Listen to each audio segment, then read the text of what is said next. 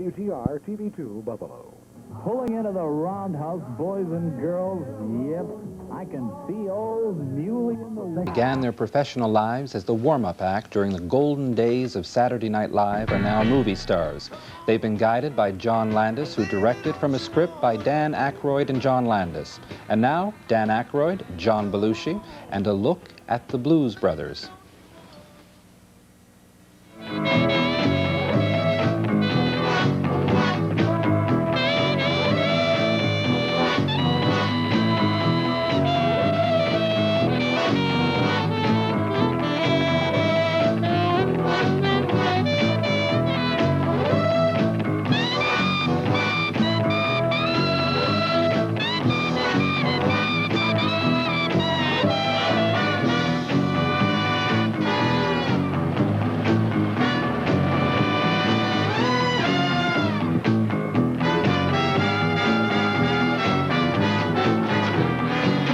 Nice place, huh?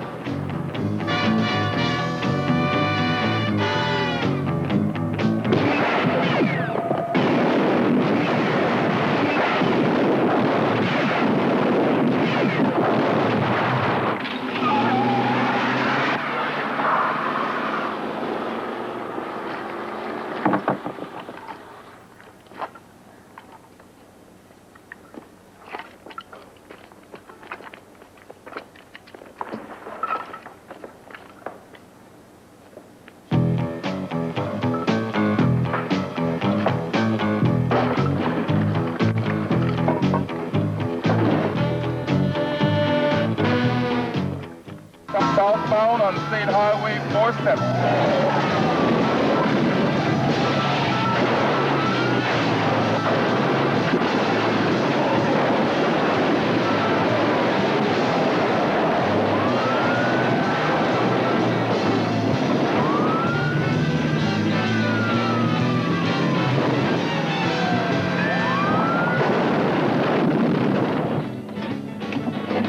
Hi! Want to hand me the mic? Thanks a lot. Hi, this is car, what number are we? 55. Car 55. We're in a truck.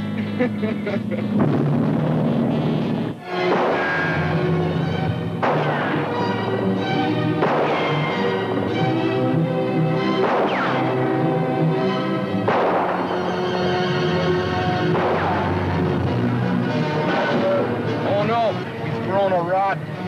Is that serious? Yep.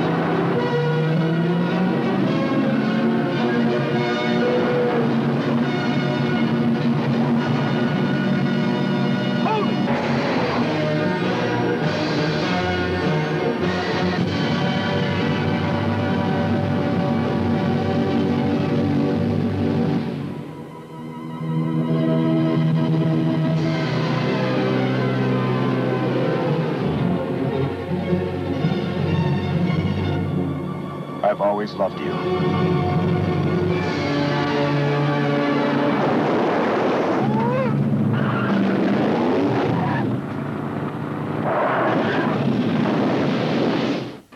For me and the Lord, you gotta understand it.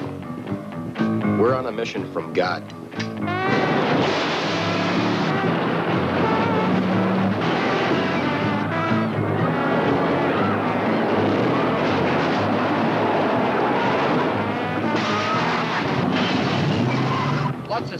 in this mall. Mind will let yourself be free.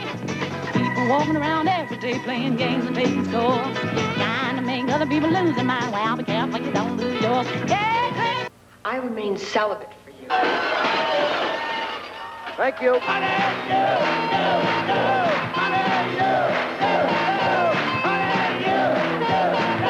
You're such a disappointing pair. I'm going to become a priest. You contemptible pig.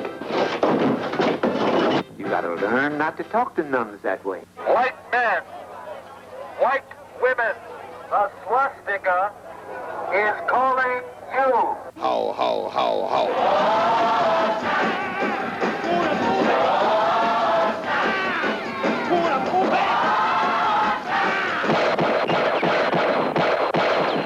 No problem. Back to that same old place, sweet home, Chicago.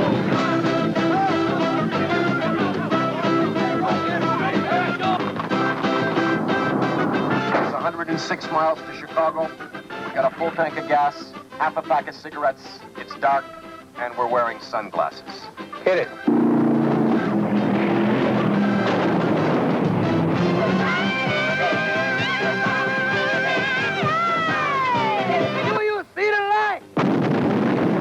They're not gonna catch us. We're on a mission from God. You just tell us where they are, and there'll be no trouble.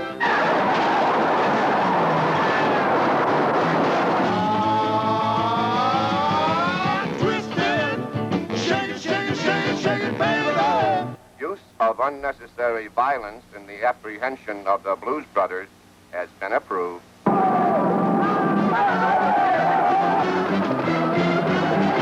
Are you the police? No, ma'am. We're musicians. Dan Aykroyd, John Belushi, with Carrie Fisher, John Candy,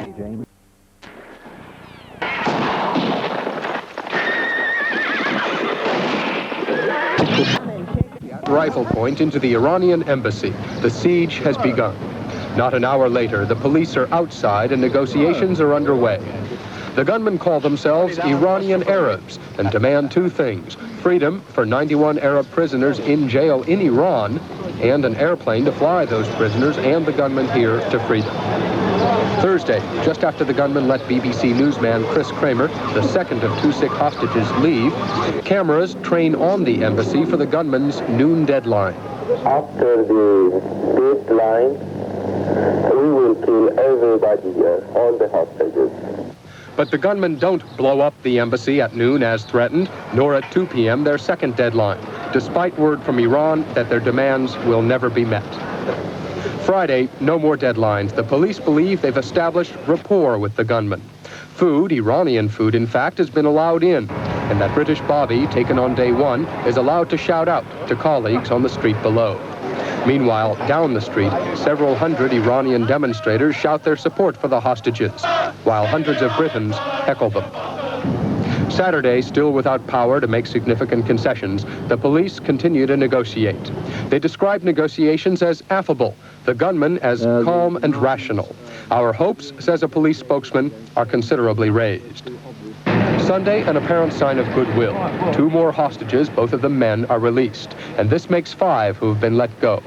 But the gunmen have made a new demand in return, that 3 Arab ambassadors here in London take over from British police negotiators and mediate the stalemate. But Monday, today, everything changes. Gunshots are heard from inside in the early afternoon. Then, early evening, the corpse of a hostage is dumped out the front door. You can see in the foreground the police providing cover for its retrieval.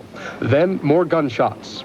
The police have told reporters now of the gunmen's threat that they'll kill a hostage every half hour if their original 6-day-old demands aren't met. They've already killed 2. Then,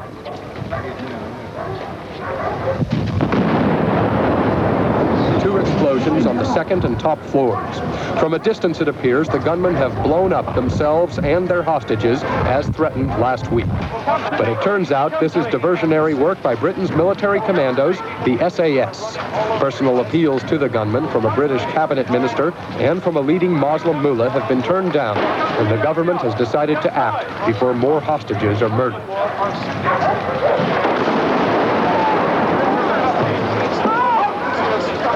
Concussion grenades from commandos on the balcony in front and from commandos suspended on ropes dropped from the roof in back. Another BBC newsman held hostage, Sim Harris, runs to refuge in the building next door. And police surround the embassy with manpower and gunfire. Eventually, the flames spread, while all the time inside, commandos are mopping up. 3 gunmen are killed, 2 more captured. But all 19 hostages, except the 2 shot dead before the assault, all 19 survivors are led to safety. 3 are on stretchers. They've now undergone surgery in the hospital for gunshot wounds. How they got them, we still don't know. The others walked in under their own power and rode out, tired but together, in a bus. For peace and quiet tonight, police interviews tomorrow. The police have stated all along here, Ted, that their primary objective with this siege was to get all the hostages out alive. Well, 2 hostages were killed here earlier today, but it is generally accepted that those are deaths that the police could not have prevented. So now, in the early morning hours here in London, with the embassy behind me nearly dark and completely quiet, it is generally accepted that the end of this siege was a success. Stations are proud to provide facilities. In 1960, television began to become part of the political process, but it was still a secondary news medium. When President Kennedy was asked what he considered the most influential medium in the country, he said, Time magazine. Good evening from our CBS newsroom in New York on this, the first broadcast of network television's first daily half-hour news program. In 1963, television news expanded, and polls began to show that more Americans got their news from television than from newspapers. But it was a different kind of news. Somehow television drew us in. We were involved.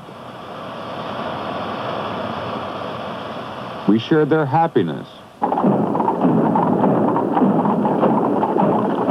We shared their grief. It was like a death in our own home.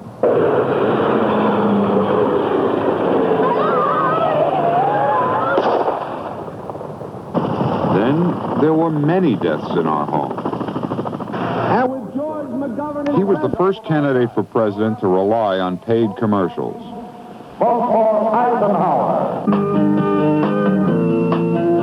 Obviously, he wasn't the last. Jimmy Carter's roots go deep into the dark red soil of southwest Georgia. America produced a new art form, the paid political commercial. Re-elect President Carter. If you believe we've got to do better, think about the Anderson difference. Television attracted that big crowd, and you could try to sell them anything, including yourself. With your help, we can do it. And a sort of artist was created, the media consultant. Robert Squire made commercials for Hubert Humphrey and Jimmy Carter. I think that a candidate running for public office deserves the best professional advice they can possibly get to communicate through the most important medium that they have to communicate through, which is television. Robert Goodman did commercials for George Bush. I think we helped dramatize the election, make it more of an event, make it more of an happening. You can use commercials if you use them subtly in a way to begin to reshape the whole election, almost to change the rules of a particular election. John Deardorff made commercials for Howard Baker. A candidate, through the use of paid advertising, can communicate exactly what he or she wants to say in the way that they want to say it at the time that they want it to be said. I mean, it is the certainty of and the fidelity of the communication that makes paid advertising so important. A lot of the job is really helping the candidate understand himself and understand how he affects other people and what there is about him that is very desirable. And I try to take those desirable elements, because we're not in the education business, we're in the motivation idea. And motivation was always the idea. Ladies and gentlemen, the Vice President... But in the beginning, the words were more straightforward. I want to talk to you for a moment. This is Senator John Kennedy. The candidate looked at the camera and said, I'll tell you what I think. This is the way it ought to be done. This is the sound way. But politicians soon realized that television was a dramatic medium.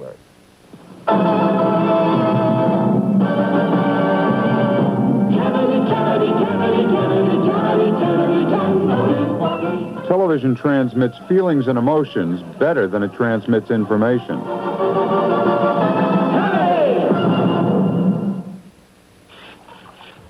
Media consultants tried to motivate Americans to vote the same way that they were motivated to buy toothpaste, with little entertainment. In a Saturday Evening Post article dated August 31st, 1963, Barry Goldwater said, "Sometimes I think this country would be better off if we could just saw off the eastern seaboard and let it float out to sea." Can a man who makes statements like this be expected to serve all the people justly and fairly?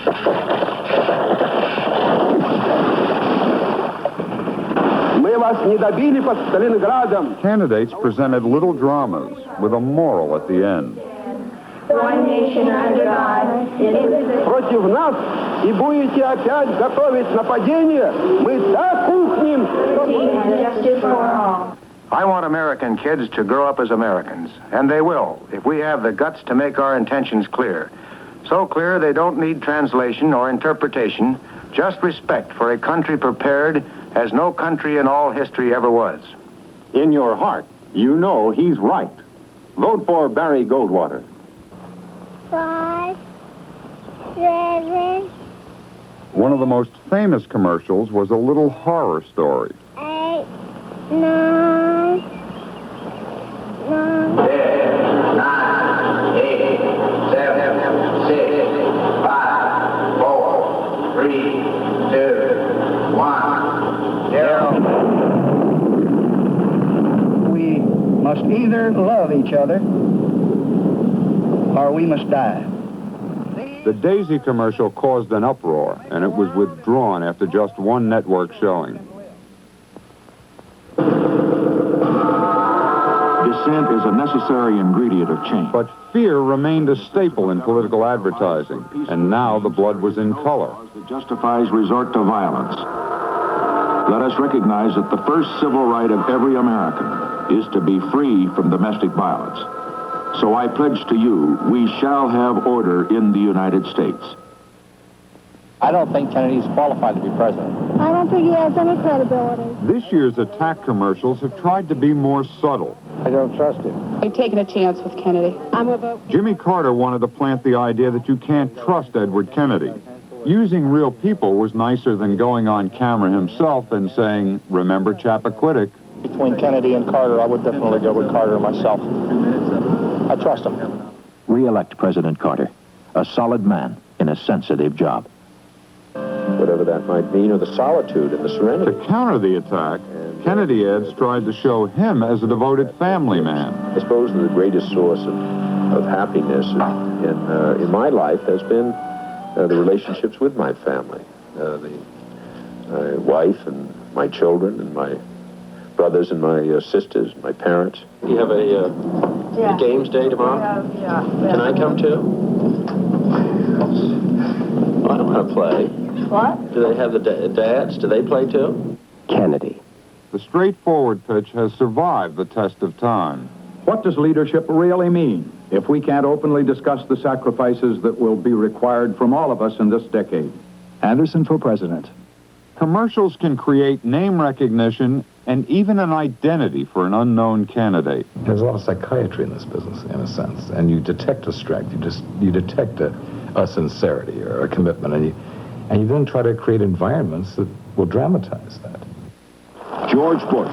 There is a change in America today. You can see it. You know, at the time this presentation was filmed, George was not exactly a household word. But as we show him here, being interviewed by the multitudes of press and being applauded by the crowds, I think we give the viewer the feeling that he or she has been missing out on something. We're going to win. George Bush, a president we won't have to train. Ronald Reagan believes that when you tax something, you get less of it. We're taxing. And there is always plain old deception. Ronald Reagan got caught making up some history that never happened. I didn't always agree with President Kennedy, but when his 30% federal tax cut became law, the economy did so well that every group in the country came out ahead. Even the government gained $54 billion in unexpected revenues. If I become president, we're going to try that again. You have been saying in your television ads that you didn't always agree with President Kennedy, but he found that a 30% tax cut helped almost everybody in the country, and that if you were elected president, you'd cut taxes 30% the same way he did. Well, No, I don't know what the rate of cut was. I said that he went for a broad-based cut in the income tax. I don't know what the percentage of that cut was. I didn't always agree with President Kennedy, but when his 30% federal tax cut became law, the economy did so well that every group in the country came out ahead. Do you remember saying those words? I don't remember saying that because I honestly don't know what the rate of tax cut was. Well, perhaps someone else wrote them for you, and I'm sure, but I don't even remember reading that. Douglas Bailey, media consultant for Howard Baker. I don't think you can sell somebody for something that he's not. I don't think, for example, in 1968, if the people doing Richard Nixon's advertising tried to sell him as an honest human being, that they would have gotten very far. They sold him as a competent human being or public servant, which he was. And that was effective. I don't think you can sell somebody for something that they aren't. But you can try. Bailey's company can hire good cameramen and film editors. Those people can take an ordinary political event with a low-key candidate. Then with some quick cuts and amplified applause, you have a dynamic leader in a dramatic confrontation. There's 50,000 barrels of oil for the Shah's army to kill the Iranian people. Why weren't you concerned about international law? Because, my friend, I'm interested in 50 Americans, that's why. And when those 50 Americans are raised, I'm perfectly willing to talk about this. The America you once trusted is back. A good commercial, maybe too good. To get elected, American politicians project themselves as video heroes. Then as public officials, they look a lot less than heroic. But they want to make the most of those 30 seconds. After all, they're paying a lot for them. It's television commercials that made presidential politics so expensive. They are in ecstasy. The province of Quebec has a new Cinderella. René Lévesque, just elected to head a new Péquiste government, a government of a party he had founded only 9 years before, a party dedicated to separating Quebec from the rest of Canada. Je n'ai jamais pensé que je pouvais être aussi fier d'être Québécois que ce soir. René Lévesque said he'd never been prouder to be a Quebecer. The orgasmic crowd in the Solvay Arena had never been more proud of René Lévesque.